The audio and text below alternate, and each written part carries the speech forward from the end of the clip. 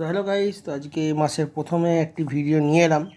তো শুরু করবার আগে আমি বলবো যে এই মাসে ভিডিও একটু কম আসবে, 16 থেকে 28 তারিখ আমি থাকছি না, ঠিক আছে।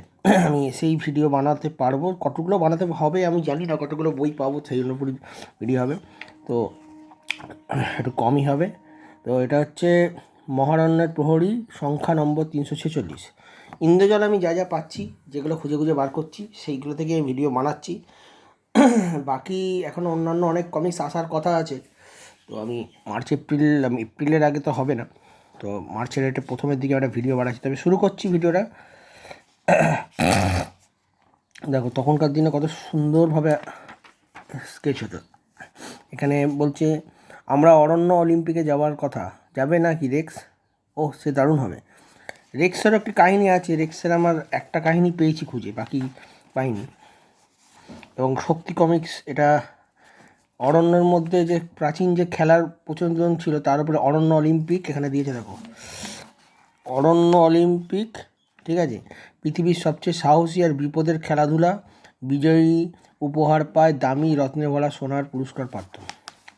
ঠিক আছে, এই পুরস্কার পাত্রটা আমি একবার অনেকবার দেখেছিলাম, যেখানে বিভিন্ন খতরনাক খতরনাক খেলা হয়, এখানে অনুষ্ঠান হয়। এদিকে দেখো হাতির পিঠে বা কুমিরের ওপর থেকে লাফানো, ঠিক আছে। এই যে যে কোনো সময় কুমির খেয়ে নিতে পারে, ঠিক আছে।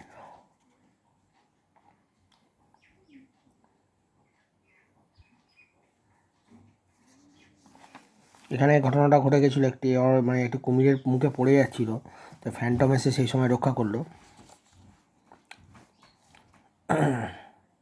তো একজন এখানে দেখাচ্ছে পিছলে পড়ে গেল, কিন্তু জাল ছিল বলে বেঁচে গেছে। তো এই হচ্ছে এরপর 3 নম্বর লাভ। এই হচ্ছে খেলার বিভিন্ন রুলস আছে, দৌড়বিদে দুবার অনুপাত পায়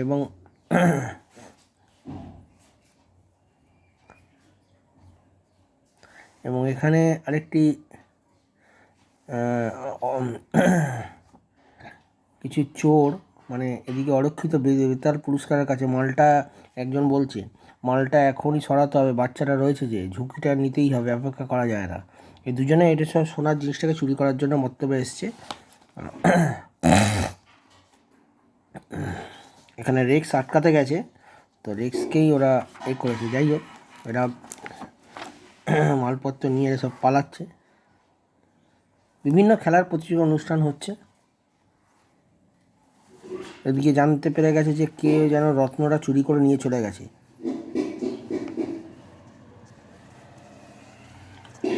এখানে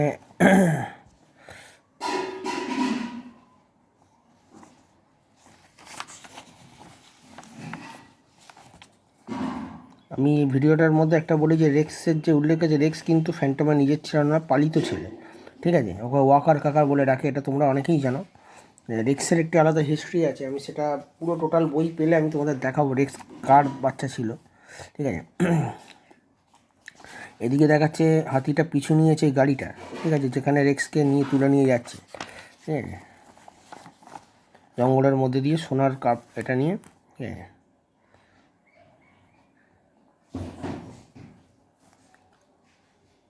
এখানে খেলা এদিকে চলছে,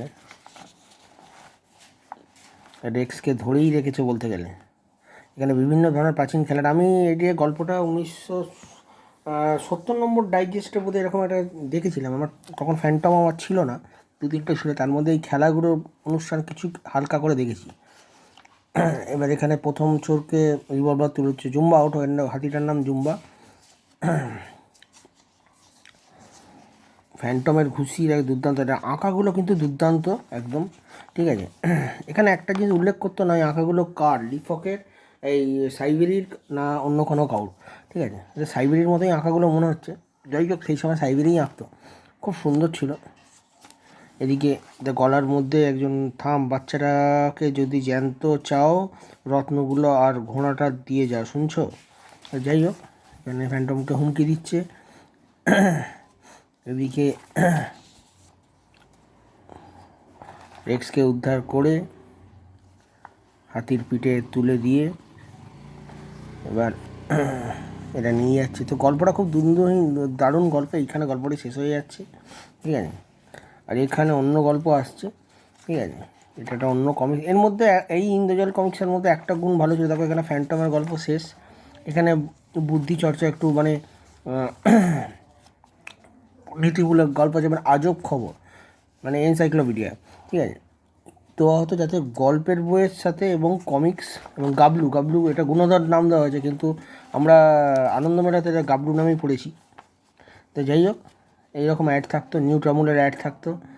হ্যাঁ, দেখো তখনকার দিনে 3 টাকা কম বলছি, ঠিক আছে।